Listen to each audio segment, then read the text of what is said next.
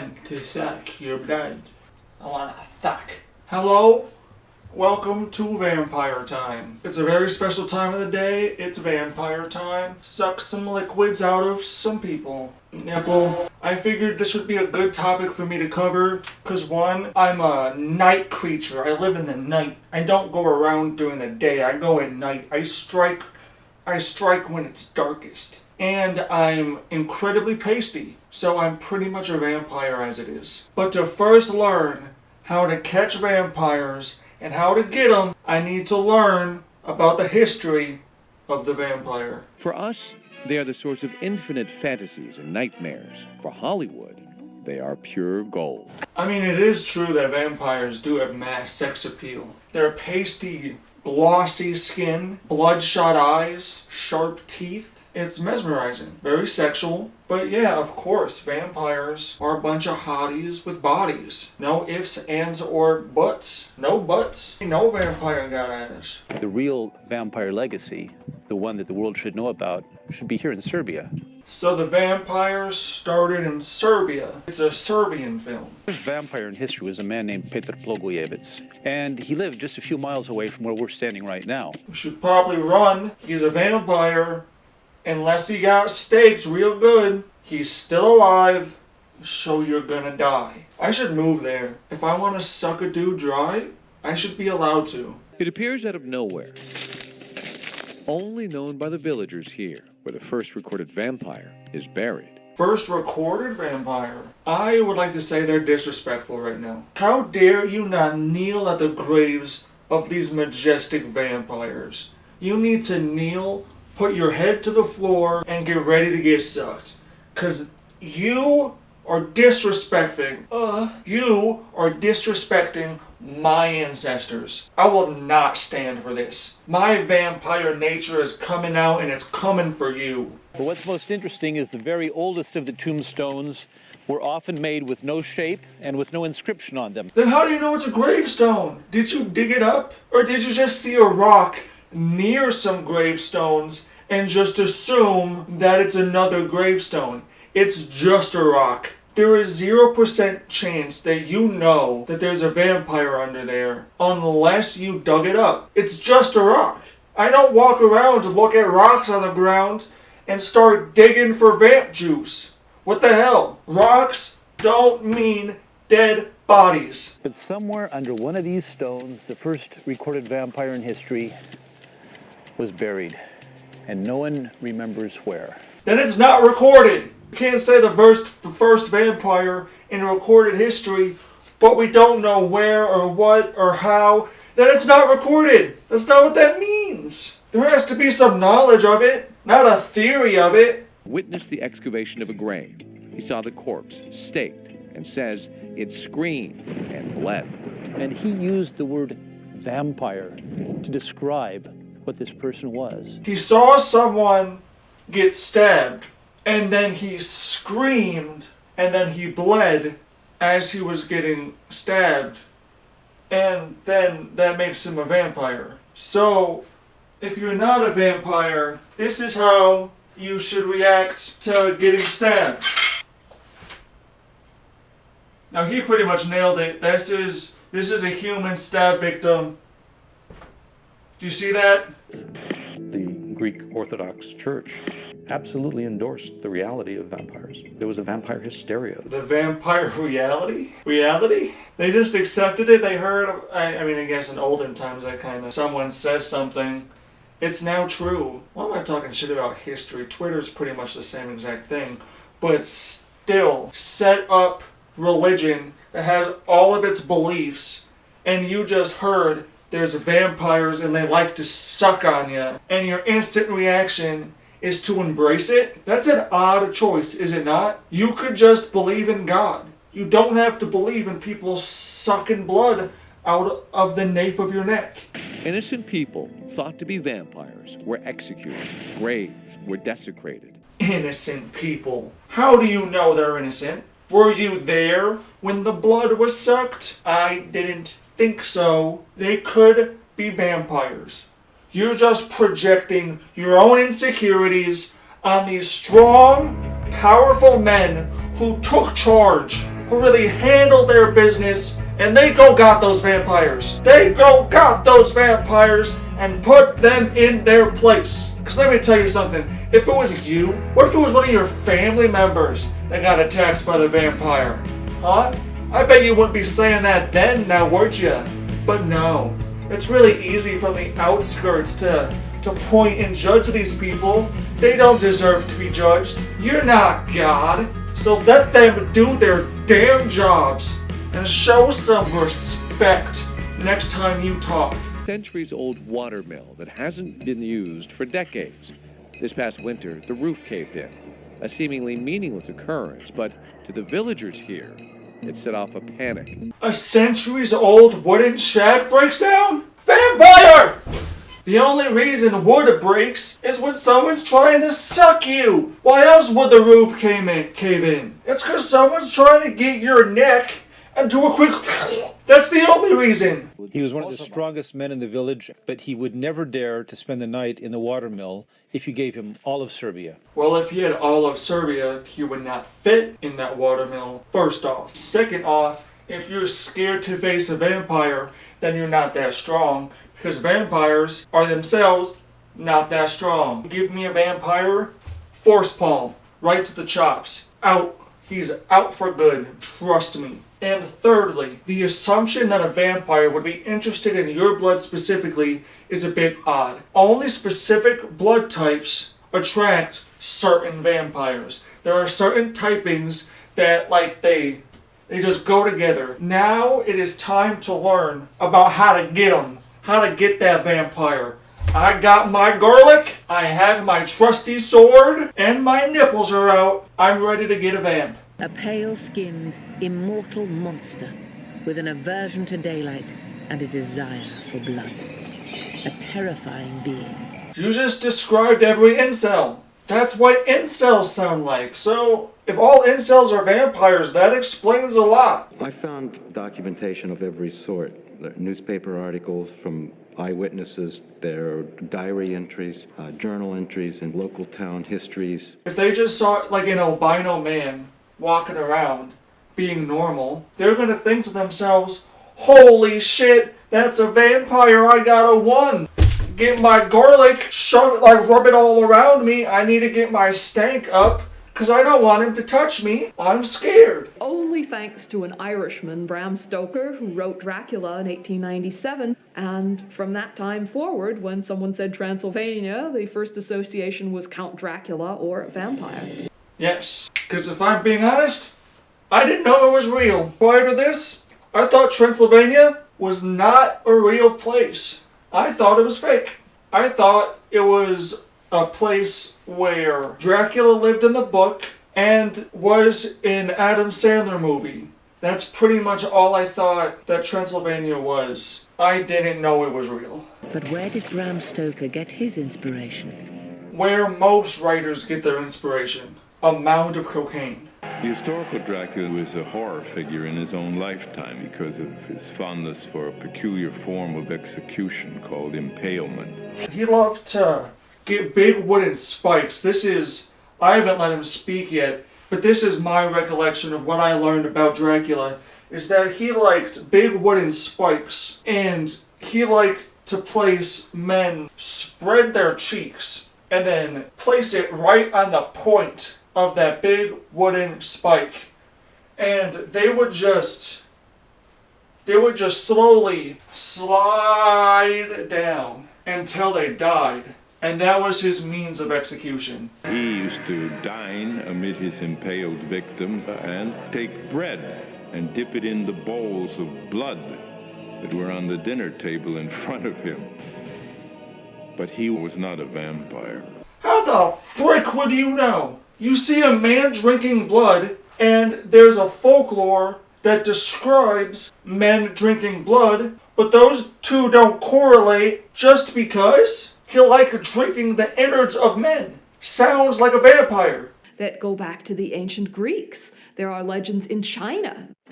But it's the same story. It's these people who are dead are suddenly undead and able to harm the living. That also sounds like a zombie. That sounds like a ghost. Man, I think people are just scared of the dead coming back to life because they have enemies. They have to defend themselves at all times, and they have to be wary of possible threats. And the people that have threatened them in the past are already dead, so they have to prepare for the dead. The folk vampires are basically disgusting, bloody, bloated corpses. So they're zombies. They're zombies. They're not vampires, they're zombies. That's different. Vampires are people you want to frick. Everyone knows that. Everyone. You want to frick them. That's a vampire. Zombies are gross. Zombies are yuck central. And the vampires, you just want to get down and bang.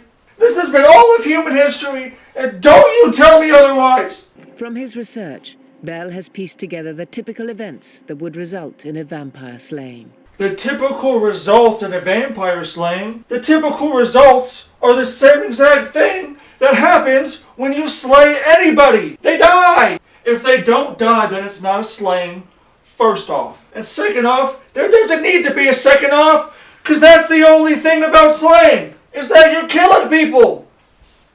The body that was identified as a vampire was that of Mercy Brown, a 19-year-old girl, really, a young woman who had died.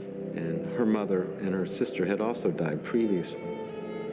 And then her brother, Edwin, got ill. It was probably cholera. What are you talking about? Why is he entertaining this in the modern day, given we know diseases exist? People in close quarters, like family members, may be spreading germs. And if someone happens to have a certain type of germ, then it's gonna kill you. That's what a disease is. So they said, look, you've got to do something. Maybe you can save Edwin. And at least, maybe you can stop it with Edwin, and it won't continue out and kill people in the community. What are you advocating for? Are you trying to kill Edwin? Who's the vampire? Wait, is this the same 19-year-old girl that you were talking about previously? Which wouldn't it also be his daughter, if I remember correctly? Which I may not be.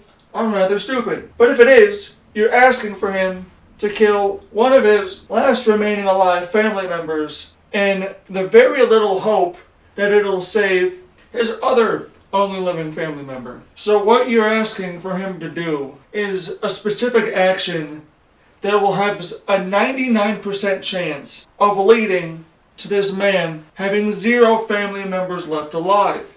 That doesn't sound very cool. The dead body was living on the tissue and blood of Edwin. But they're not living though, are they? They're kinda dead. Hence the grave. Are they not? As if they're lying still, even while you're cutting the heart out, and while you just dug them up from a grave in the first place. If they're still lying there still, the likelihood is that they're dead because they're not, one, screaming, they're not terrified, they're not trying to stop you, they're most likely dead. People at the scene said, this is the one. So they cut her heart out, found that it did indeed have liquid blood, which was interpreted as fresh blood, perhaps Edwin's, and they took it to a nearby rock and burned it to ashes. Fear makes people so dumb. There's blood in it! Gotta burn it! No blood in here! I don't want it! No blood! No blood! You're dead! No blood! You get no blood! You die! You die again! I burn your heart! You're dead! No blood! I don't want bloody corpses! I want empty, like, nothing but skin and bone! No blood! Then, in a desperate attempt at a cure for poor Edwin, they took the burnt ashes of Mercy's heart and created a concoction, which they fed to him. Where the fuck are you getting that idea from? Are you just sitting around thinking of ideas to help Edwin, and the thought popped in, hey guys, hey. You there? You talking about like some form of medicine? That's not it, man. You're wrong. You're talking about some herbs? That's whack. I know what to do. What we gotta do is we gotta dig in the ground. We gotta dig deep. We gotta go real deep down there. And then we grab his sister, and then we rip her heart out, and then we make him eat it. Disease cured. Now I know what you're saying. This seems a bit weird. This may seem a bit ethically questionable. But let me ask you this. If Edwin dies, and we haven't done this, have we really done everything we could do for Edwin?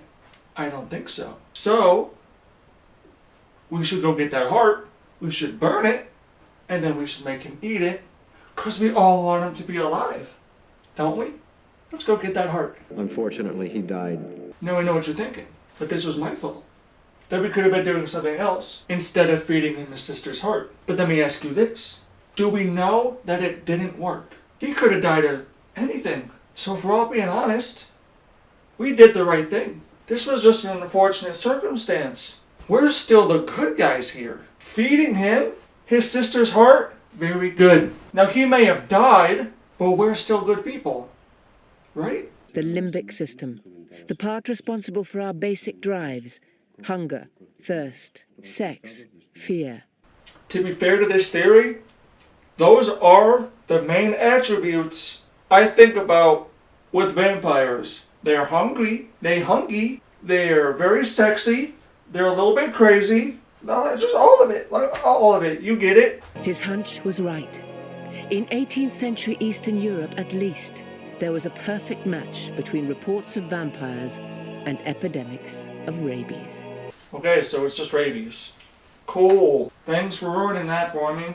I wanted to sit here thinking that there's vampires out there eating people, being cool, being sexy. Wanted to grab a bite and a frick, but no, he had to ruin it for me. It's rabid people, not rabid people, and I don't want to live anymore. If I can't be a vampire, then I don't want to live anymore. If not rabies, what could it be?